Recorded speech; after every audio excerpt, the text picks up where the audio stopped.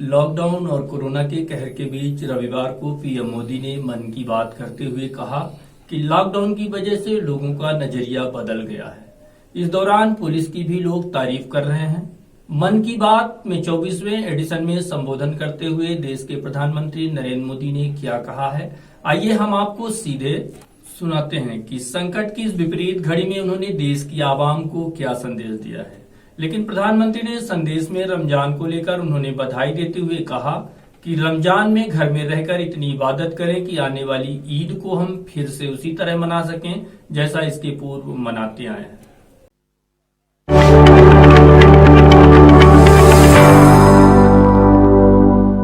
मेरे प्यारे देशवासियों, नमस्कार। आप सब लॉकडाउन में इस मन की बात को सुन रहे हैं। इस मन की बात के लिए आने वाले सुझाव, फोन कॉल की संख्या सामान्य रूप से कई गुना ज्यादा है। कई सारे विषयों को अपने अंदर समेट आपकी यह मन की बातें मेरे तक पहुंची हैं। मैंने कोशिश की है कि इनको ज्यादा से ज्यादा पढ़ पाऊं, सुन पाऊं। आपकी बातों से कई ऐसे पहलू जानने को मिले हैं जिन पर इस आपाधापी में ध्यान ही नहीं जाता है। मेरा मन करता है कि युद्ध के बीच हो रही इस मन की बात में उन्हीं कुछ पहलुओं को आप सभी देशवासियों के साथ बांटूं।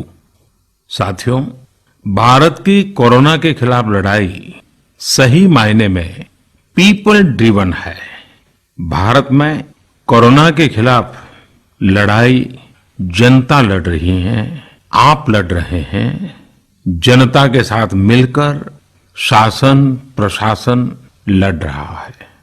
भारत जैसा विशाल देश जो विकास के लिए प्रयत्नशील है, गरीबी से निर्णायक लड़ाई लड़ रहा है। उसके पास कोरोना से लड़ने और जीतने का यही एक तरीका है। और हम भाग्यशाली हैं कि आज पूरा देश का हर नागरिक, जन जन इस लड़ाई का सिपाही है, लड़ाई का नेतृत्व कर रहा है। आप कहीं भी नजर डालिए, आपको एहसास हो जाएगा कि भारत की लड़ाई पीपल ड्रिवन है।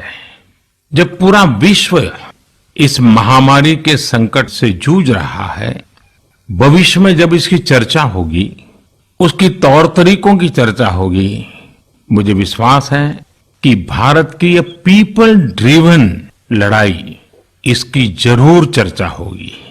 पूरे देश में, गली मोहल्लों में, जगह जगह पर आज लोग एक दूसरे की सहायता के लिए आगे आए हैं। गरीबों के लिए खाने से लेकर राशन की व्यवस्था हो, लॉकडाउन का पालन हो, अस्पतालों की व्यवस्था हो, मेडिकल इक्विपमेंट का देश में ही निर्माण हो। आज पूरा देश एक लक्ष्य, एक दिशा, साथ साथ चल रहा है। ताली, थाली, दिया, मोमबत्ती, इन सारी चीजों ने जो भावनाओं को जन्म दिया, जिस जज्बे से देशवासियों ने कुछ न कुछ करने की ठान ली, हर किसी को इन बातों ने प्रेरित किया है। शहर हो या गांव, ऐसा लग रहा है जैसे देश में एक बहुत बड़ा महायज्ञ चल रहा है, जिसमें हर कोई अपना योगदान देने के लिए आतुर है। हमारे किसान भाई बहनों को ही देखिए, एक तरफ वो इस महामारी के बीच अपने खेतों में दिन रात मेहनत कर रहे हैं और इस बात की भी चिंता कर रहे हैं कि देश में कोई भी भूखा न सोए। हर कोई अपने सामर्थ्य के हिसाब से इस लड़ाई को लड़ रहा है। कोई किराया माफ कर रहा है, तो कोई अपनी पूरी पेंशन या पुरस्कार में मिली राशि को पीएम केयर्स में जमा करा रहा है। कोई खेत की सारी सब्जियां दान दे रहा है, तो कोई हर रोज सैकड़ों गरीबों को मुफ्त भोजन करा रहा है। कोई मास्क बना रहा है। कहीं हमारे मजदूर भाई बहन क्वारंटीन में रहते हुए जिस स्कूल में रह रहे हैं, उसकी रंगाई पुताई कर रहे हैं। साथियों, दूसरों की मदद के लिए आपके भीतर हृदय के किसी कोने में जो ये उमड़ता घुमड़ता भाव है ना, वही वही कोरोना के खिलाफ भारत की इस लड़ाई को ताकत दे रहा है। वही इस लड़ाई को सच्चे मायने में पीपल ड्रिवन बना रहा है। और हमने देखा है पिछले कुछ साल में हमारे देश में यह मिजाज बना है, निरंतर मजबूत होता रहा है। चाहे करोड़ों लोगों का गैस सब्सिडी छोड़ना हो, लाखों सीनियर सिटीजन का रेलवे सब्सिडी छोड़ना हो, स्वच्छ भारत अभियान का नेतृत्व लेना हो, टॉयलेट बनाने हो, अनगिनत बातें ऐसी है। इन सारी बातों से पता चलता है हम सबको एक मन, एक मजबूत धागे से पिरो दिया है, एक होकर देश के लिए कुछ करने की प्रेरणा दी है। मेरे प्यारे देशवासियों, मैं पूरी नम्रता पूर्वक, बहुत ही आदर के साथ आज 130 करोड़ देशवासियों की इस भावना को सर झुका करके नमन करता हूं। आप अपनी भावना के अनुरूप देश के लिए अपनी रुचि के हिसाब से, अपने समय के अनुसार कुछ कर सके, इसके लिए सरकार ने एक डिजिटल प्लेटफॉर्म भी तैयार किया है। ये प्लेटफॉर्म है covidwarriors.gov.in। मैं दोबारा बोलता हूं, covidwarriors.gov.in। सरकार ने इस प्लेटफॉर्म के माध्यम से तमाम सामाजिक संस्थाओं के वॉलेंटियर्स, सिविल सोसाइटी के प्रतिनिधि और स्थानीय प्रशासन को एक दूसरे से जोड़ दिया है। बहुत ही कम समय में इस पोर्टल से 1.25 करोड़ लोग जुड़ चुके हैं। इनमें डॉक्टर, नर्सिस से लेकर हमारी आशा, एएनएम बहनें, हमारे एनसीसी, एनएसएस के साथी, अलग अलग फील्ड के तमाम प्रोफेशनल्स, उन्होंने इस प्लेटफॉर्म को अपना प्लेटफॉर्म बना लिया है। ये लोग स्थानीय स्तर पर क्राइसिस मैनेजमेंट प्लान बनाने वालों में और उसकी पूर्ति में भी बहुत मदद कर रहे हैं। आप भी covidwarriors.gov.in से जुड़कर देश की सेवा कर सकते हैं, कोविड वॉरियर बन सकते हैं।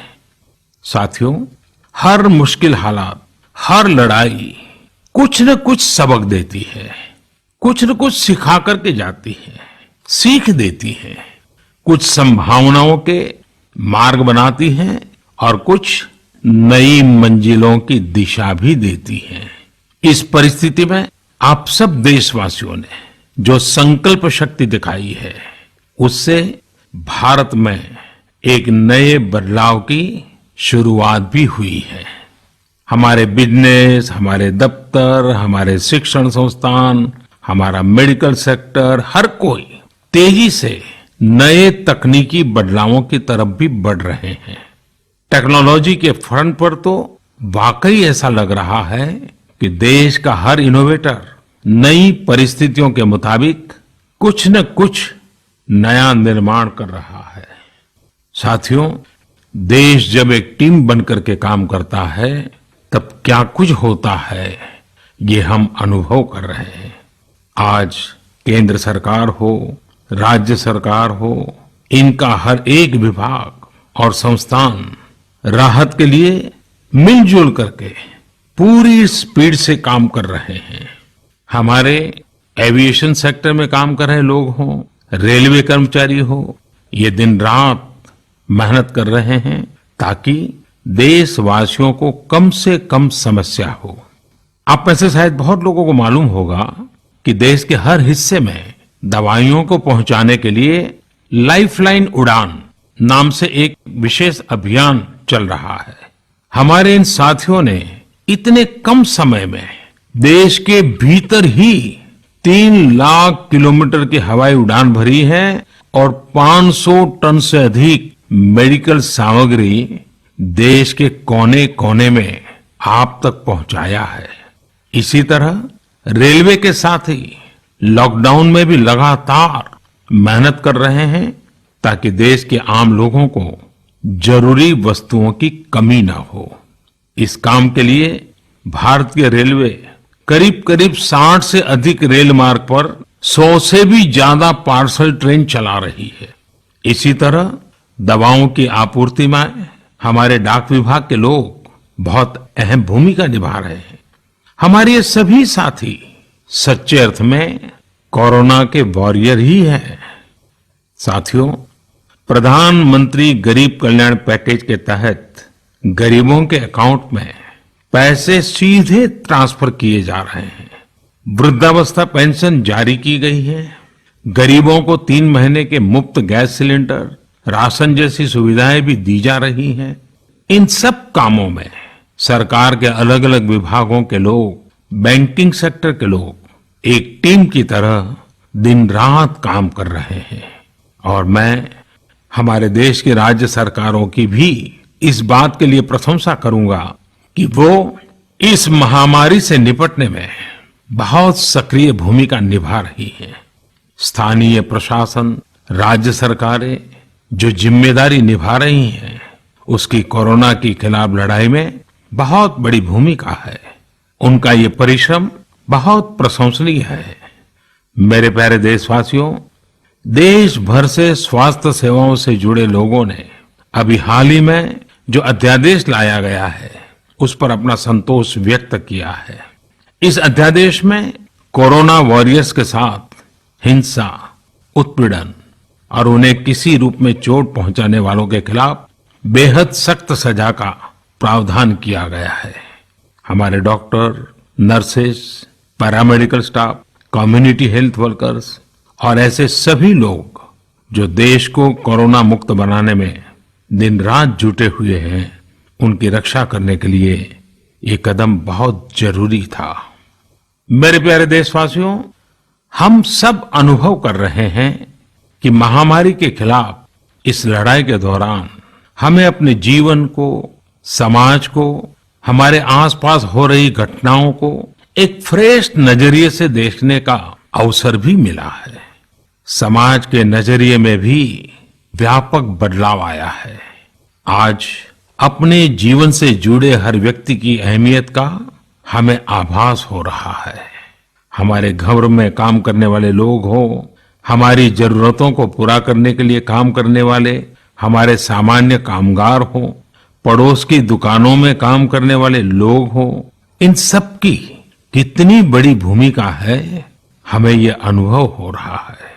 इसी तरह जरूरी सेवाओं की डिलीवरी करने वाले लोग, मंडियों में काम करने वाले हमारे मजदूर भाई बहन, हमारे आस पड़ोस के ऑटो चालक, रिक्शा चालक, आज हम अनुभव कर रहे हैं कि इन सब के बिना हमारा जीवन कितना मुश्किल हो सकता है। आजकल सोशल मीडिया में हम सब लोग लगातार देख रहे हैं कि लॉकडाउन के दौरान लोग अपने इन साथियों को न सिर्फ याद कर रहे हैं, उनकी जरूरतों का ध्यान रख रहे हैं, बल्कि उनके बारे में बहुत सम्मान से लिख भी रहे हैं। आज देश के हर कोने से ऐसी तस्वीरें आ रही हैं कि लोग सफाई कर्मियों पर पुष्प वर्षा कर रहे हैं। पहले उनके काम को संभवतः आप भी कभी नोटिस नहीं करते थे।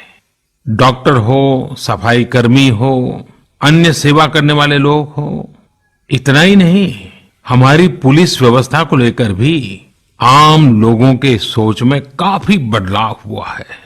पहले पुलिस के विषय में सोचते ही नकारात्मकता के सिवाय हमें कुछ नजर नहीं आता था। हमारे पुलिसकर्मी आज गरीबों, जरूरतमंदों को खाना पहुंचा रहे हैं, दवा पहुंचा रहे हैं।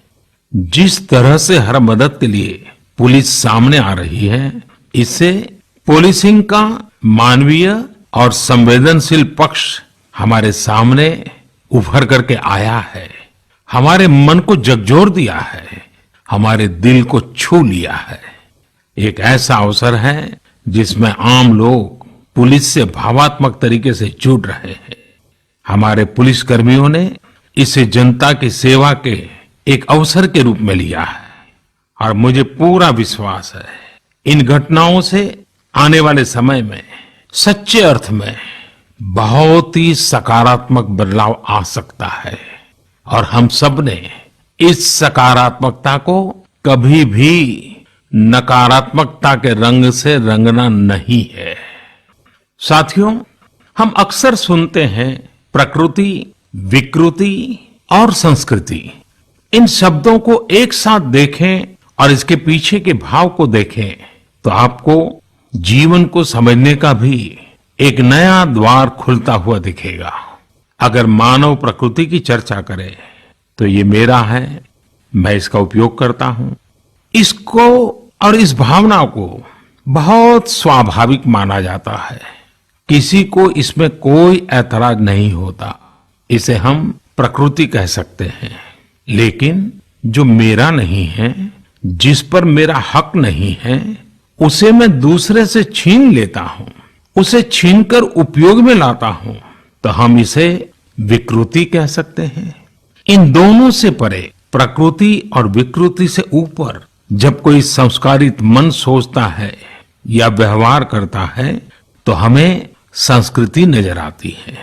जब कोई अपने हक की चीज, अपनी मेहनत से कमाई चीज, अपने लिए जरूरी चीज, कम हो या अधिक, इसकी परवाह किए बिना किसी व्यक्ति की जरूरत को देखते हुए खुद की चिंता छोड़कर अपने हक के हिस्से को बांट करके किसी दूसरे की जरूरत पूरी करता है, वही तो संस्कृति है। साथियों, जब कसौटी का काल होता है तब इन गुणों का परीक्षण होता है। आपने पिछले दिनों देखा होगा कि भारत ने अपने संस्कारों के अनुरूप, हमारी सोच के अनुरूप, हमारी संस्कृति का निर्वहन करते हुए कुछ फैसले लिए। संकट की इस घड़ी में दुनिया के लिए भी, समृद्ध देशों के लिए भी दवाइयों का संकट बहुत ज्यादा रहा है। एक ऐसा समय है कि अगर भारत दुनिया को दवाइयां न भी दे तो कोई भारत को दोषी नहीं मानता। हर देश समझ रहा है कि भारत के लिए भी उसकी प्राथमिकता अपने नागरिकों का जीवन बचाना है। लेकिन साथियों, भारत ने प्रकृति विकृति की सोच से परे होकर फैसला लिया। भारत ने अपनी संस्कृति के अनुरूप फैसला लिया। हमने भारत की आवश्यकताओं के लिए जो करना था उसका प्रयास तो बढ़ाया ही, लेकिन दुनिया भर से आ रही मानवता की रक्षा की पुकार पर भी पूरा ध्यान दिया।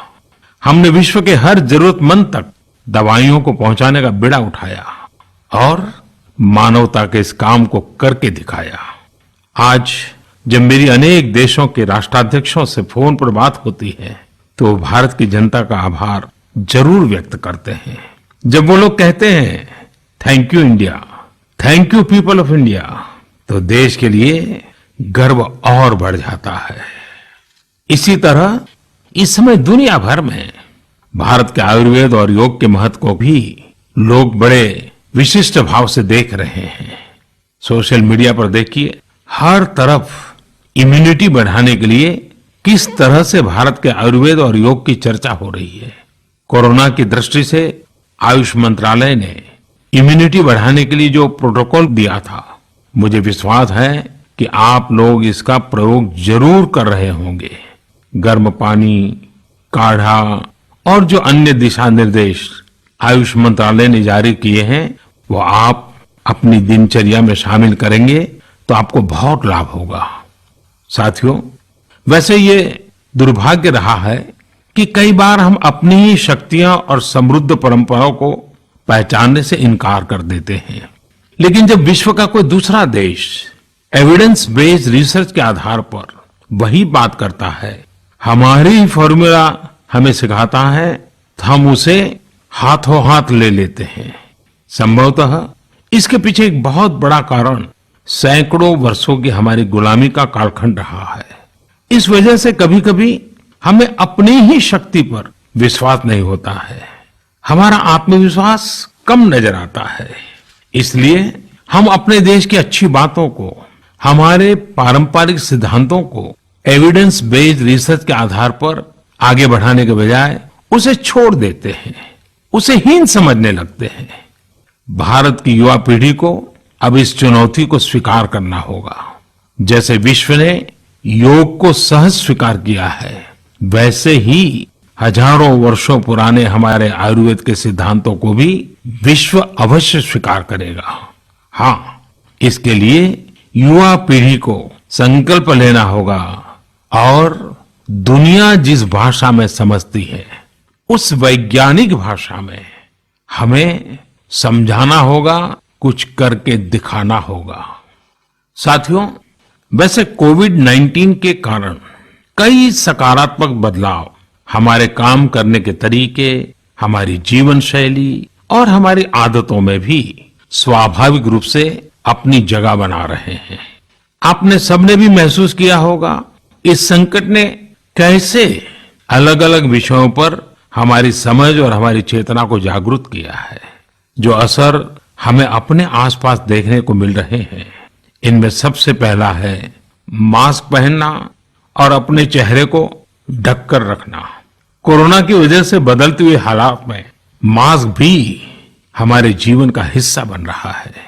वैसे हमें इसकी भी आदत कभी नहीं रही कि हमारे आसपास के बहुत सारे लोग मास्क में दिखे, लेकिन अब हो यही रहा है। हाँ, इसका ये मतलब नहीं है कि जो मास्क लगाते हैं वे सभी बीमार हैं। और जब मैं मास्क की बात करता हूं तो मुझे एक पुरानी बात याद आती है।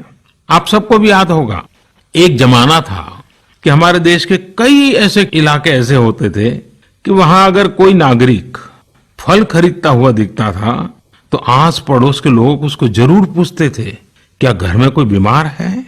यानी फल मतलब बीमारी में ही खाया जाता है, ऐसी एक धारणा बनी हुई थी। हालांकि समय बदला और ये धारणा भी बदली। वैसे ही मास्क को लेकर भी धारणा अब बदलने वाली ही है।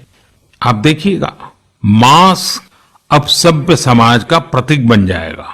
अगर बीमारी से खुद को बचना है और दूसरों को भी बचाना है तो आपको मास्क लगाना पड़ेगा। और मेरा तो सिंपल सुझाव रहता है, गमछा मुंह ढकना है। साथियों, हमारे समाज में एक और बड़ी जागरूकता ये आई है कि अब सभी लोग ये समझ रहे हैं कि सार्वजनिक स्थानों पर थूकने के क्या नुकसान हो सकते हैं।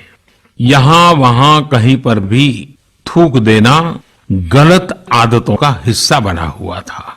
ये स्वच्छता और स्वास्थ्य को गंभीर चुनौती भी देता था। वैसे एक तरह से देखें तो हम हमेशा से ही इस समस्या को जानते रहे, लेकिन ये समस्या समाज से समाप्त होने का नाम ही नहीं ले रही थी।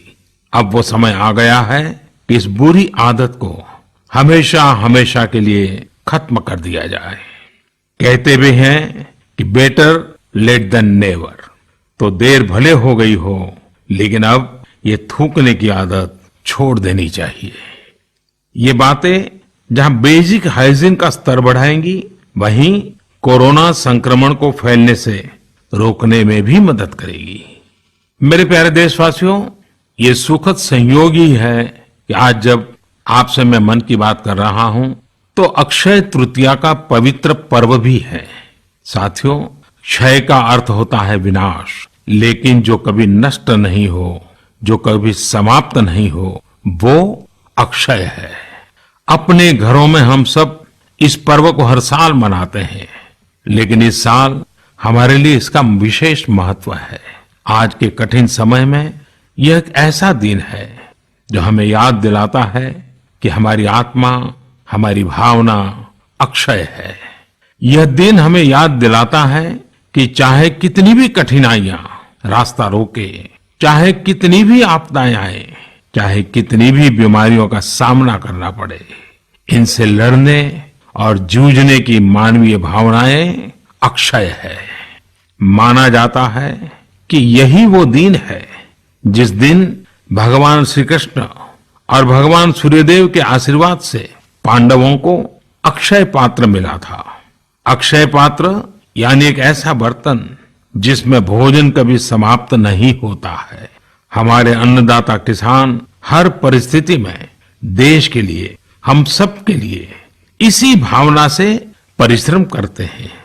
इन्हीं के परिश्रम से आज हम सब के लिए, गरीबों के लिए देश के पास अक्षय अन्न भंडार है। इस अक्षय तृतीया पर हमें अपने पर्यावरण, जंगल, नदियां और पूरे इकोसिस्टम के संरक्षण के बारे में भी सोचना चाहिए, जो हमारे जीवन में महत्वपूर्ण भूमिका निभाते हैं। अगर हम अक्षय रहना चाहते हैं तो हमें पहले यह सुनिश्चित करना होगा कि हमारी धरती अक्षय रहे।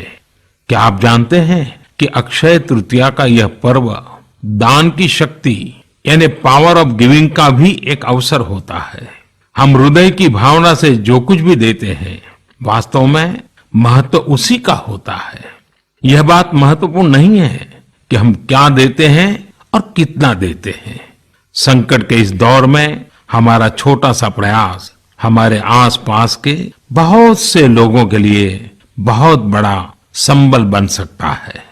साथियों, जैन परंपरा में भी यह बहुत पवित्र दिन है, क्योंकि पहले तीर्थंकर भगवान ऋषभदेव के जीवन का यह एक महत्वपूर्ण दिन रहा है। ऐसे में जैन समाज इसे एक पर्व के रूप में मनाता है और इसलिए ये समझना आसान है कि क्यों इस दिन को लोग किसी भी शुभ कार्य को प्रारंभ करना पसंद करते हैं। चूंकि आज कुछ नया शुरू करने का दिन है, तो ऐसे में क्या हम सब मिलकर अपने प्रयासों से अपनी धरती को अक्षय और अविनाशी बनाने का संकल्प ले सकते हैं? साथियों, आज भगवान बसवेश्वर जी की भी जयंती है। ये मेरा सौभाग्य रहा है कि मुझे भगवान बसवेश्वर की स्मृतियां और उनके संदेश से बार बार जुड़ने का, सीखने का अवसर मिला है। देश और दुनिया में भगवान बसवेश्वर के सभी अनुयायियों को उनकी जयंती पर बहुत बहुत शुभकामनाएं। साथियों, रमजान का भी पवित्र महीना शुरू हो चुका है।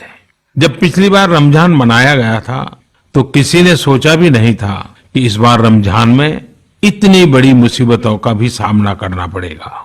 लेकिन अब जब पूरे विश्व में ये मुसीबत आ ही गई है तो हमारे सामने अवसर है इस रमजान को संयम, सद्भावना, संवेदनशीलता और सेवा भाव का प्रतीक बनाएं।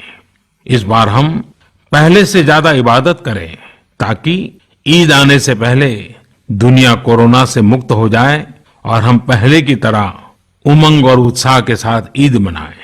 मुझे विश्वास है कि रमजान के इन दिनों में स्थानीय प्रशासन के दिशा निर्देशों का पालन करते हुए कोरोना के खिलाफ चल रही इस लड़ाई को हम और मजबूत करेंगे। सड़कों पर, बाजारों में, मोहल्लों में फिजिकल डिस्टेंसिंग के नियमों का पालन अभी बहुत आवश्यक है। मैं आज उन सभी कम्युनिटी लीडर्स के प्रति भी आभार प्रकट करता हूं जो 2 गज दूरी और घर से बाहर नहीं निकलने को लेकर लोगों को जागरूक कर रहे हैं। वाकई कोरोना ने इस बार भारत समेत दुनिया भर में त्योहारों को मनाने का स्वरूप ही बदल दिया है, रंग रूप बदल दिए हैं। अभी पिछले दिनों ही हमारे यहाँ भी बिहू, बैसाखी, पुथंडू, विशु, ओडिया न्यू ईयर ऐसे अनेक त्योहार आए। हमने देखा कि लोगों ने कैसे इन त्योहारों को घर में रहकर और बड़ी सादगी के साथ और समाज के प्रति शुभ चिंतन के साथ त्योहारों को मनाया। आमतौर पर वे इन त्योहारों को अपने दोस्तों और परिवारों के साथ पूरे उत्साह और उमंग के साथ मनाते थे, घर के बाहर निकलकर अपनी खुशी साझा करते थे। लेकिन इस बार हर किसी ने संयम बरता, लॉकडाउन के नियमों का पालन किया। हमने देखा है कि इस बार हमारे ईसाई दोस्तों ने ईस्टर भी घर पर ही मनाया है। अपने समाज, अपने देश के प्रति ये जिम्मेदारी निभाना आज की बहुत बड़ी जरूरत है। तभी हम कोरोना के फैलाव को रोक पाने में सफल होंगे, कोरोना जैसे वैश्विक महामारी को परास्त कर पाएंगे। मेरे प्यारे देशवासियों, इस वैश्विक महामारी के संकट के बीच आपके परिवार के एक सदस्य के नाते, और आप सब भी मेरे ही परिवारजन हैं, तब कुछ संकेत करना, कुछ सुझाव देना, ये मेरा दायित्व भी बनता है। मेरे देशवासियों से मैं आपसे आग्रह करूंगा, हम कतई अति आत्मविश्वास में न फंस जाएं। हम ऐसा विचार न पाल लें कि हमारे शहर में, हमारे गांव में, हमारी गली में, हमारे दफ्तर में अभी तक कोरोना पहुंचा नहीं है, इसलिए अब पहुंचने वाला नहीं है। देखिए, ऐसी गलती कभी मत पालना। दुनिया का अनुभव हमें बहुत कुछ कह रहा है और हमारे यहां तो बार बार कहा जाता है, सावधानी हटी तो दुर्घटना घटी। याद रखिए, हमारे पूर्वजों ने हमें इन सारे विषयों में बहुत अच्छा मार्गदर्शन किया है। हमारे पूर्वजों ने कहा है, अग्नि ही शेषम ऋण शेषम व्याधि शेषम तथैव च पुनः पुनः प्रवर्धेत तस्मात् शेषम न कार्येत। अर्थात हल्के में लेकर छोड़ दी गई आग, कर्ज और बीमारी मौका पाते ही दोबारा बढ़कर खतरनाक हो जाती है।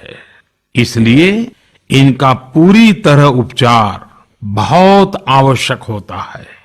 इसलिए अति उत्साह में स्थानीय स्तर पर कहीं पर भी कोई लापरवाही नहीं होनी चाहिए।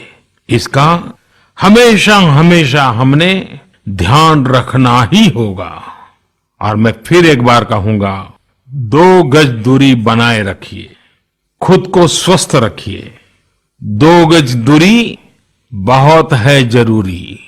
आप सबके उत्तम स्वास्थ्य की कामना करते हुए मैं मेरी बात को समाप्त करता हूं। अगली मन की बात के समय जब मिले, तब इस वैश्विक महामारी से कुछ मुक्ति की खबरें दुनिया भर से आए, मानव जात इन मुसीबतों से बाहर आए, इसी प्रार्थना के साथ आप सबका बहुत बहुत